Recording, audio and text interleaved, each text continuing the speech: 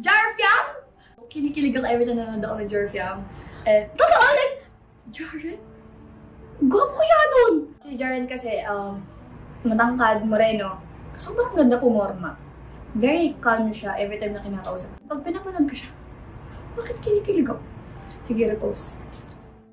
Kinakiligan at talaga namang nagbigay ng pag-asa sa maraming fans ni na Jaren at Fiang ang inilabas na video ng ABS-CBN patungkol sa naging interview nila sa big winner ng Pinoy Big Brother Gen 11 na si Fiang, kung saan ay hindi nito na itago ang kilig sa pagtatambal sa kanya kay Jaren. Matapos ang pagbunyi ng mga JM Fiang dahil sa naging date ni na Fiang at JM nitong nagdaang Lunes ng gabi, ang fandom naman ngayon ng Jar Fiang ang nabigyan ng pag-asa dahil sa pag-amin nga ni Fiang na kinikilig siya sa nabuong fandom nila ni Jaren.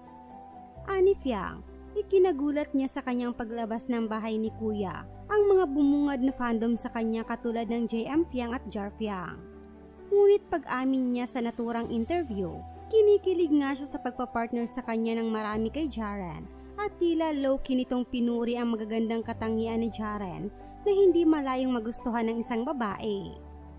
Kaya naman nang makita nga raw niya ang mga edited videos nila ni Jaren ay hindi niya maiwasang kiligin, sabay repost ng mga ito sa kanyang social media account.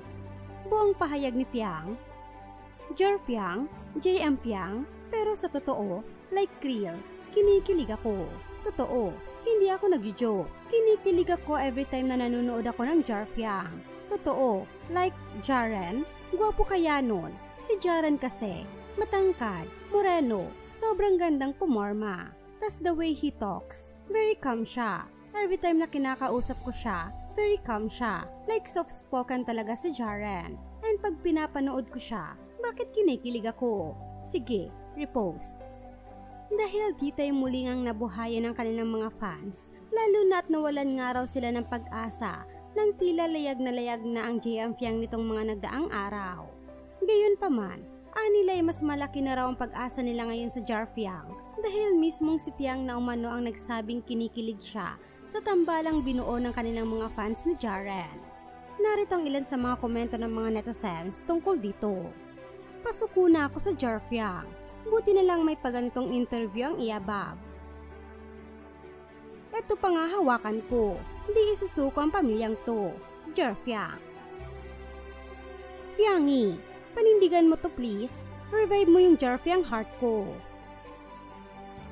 Pinaiyak pa ko. Tong mga taong to, salamat na buhay ulit ang broken kong Jar Fiang heart. Yung say thank you na ako kagabi kasi parang lubog na ang Jar Fiang. Pero ito yung bubungad sa akin kinaumagahan. Buhay ang dugo ko.